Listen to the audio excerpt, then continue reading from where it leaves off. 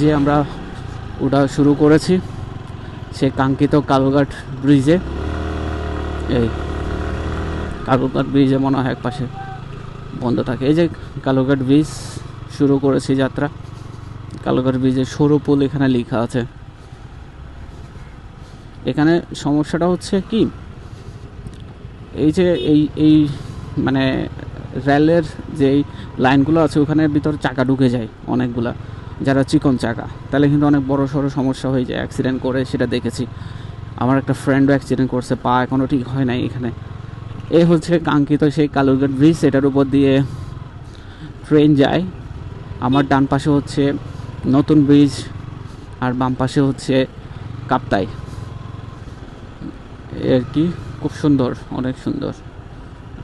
আরও দেখাইতে পারছি না, দেখাইতে পারলে ভালো হতো। আমি এক পাশ করে চালাচ্ছি, এক পাশ করে দেখাচ্ছি। আর সেন্ট্রালি নাই, এখন সেন্ট্রালি যেতে পারি, বাট যাবো কি না সেটাও চিন্তা করতেছি। যাওয়া যায়, আমার পিছনে সিএনজি আছে। বাট এটা আমার জন্য ভাগ্য ভালো যে আমি আমি আমি আসার সাথে সাথে কিন্তু লাইনটা পেয়েছি। না হয় কিন্তু এটা ওয়ান ওয়ে, তো ওয়েট করতে হইতো। এখন আমার ওয়েট করতে হয় না, আমার ভাগ্যটা ভালো ছিল। এই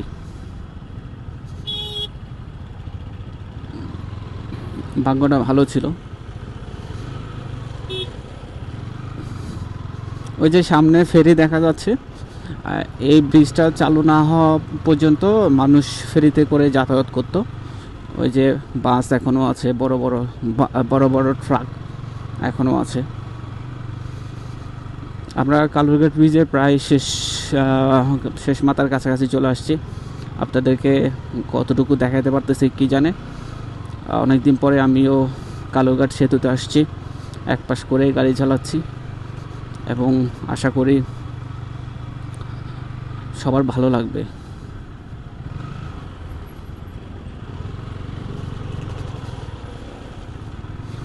ওই যে কালুরঘাট সেতু, এই যে কালুরঘাট সেতু, এখানে তো বাইকও পার হয়ে যাচ্ছে একটা একটা করে। তো অবশেষে কালুরঘাট সেতুতে উঠে কালুরঘাট সেতুও পার করে ফেললাম।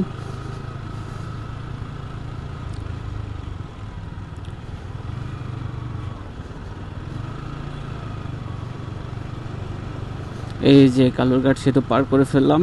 আর ডান পাশে পথচারী পারাপারের জন্য ব্যবস্থা করেছে।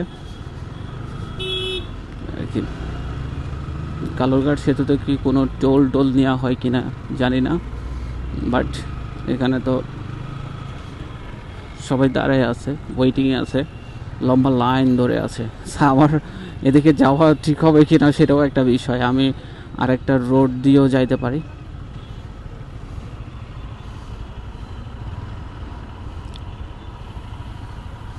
কালুরঘাট সেতু পার হলাম। কালুরঘাট সেতু পার হয়ে এপারে চলে আসছি। এটা লম্বা একটা লাইন, কত মিনিটের মতো রেকর্ড হয়েছে আমি জানি না।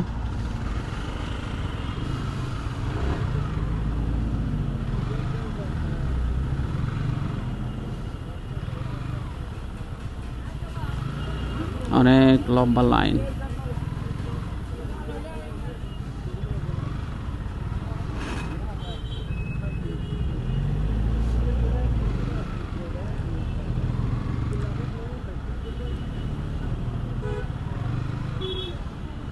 অনেক লম্বা লাইন। তো এটা ওয়ান ওয়ে, যার কারণে এই সমস্যাটা যদি কোনো দিন টু ওয়ে হয়ে যাবে, তাহলে আশা করি এই এলাকার মানুষজন সুফল ভোগ করবেন।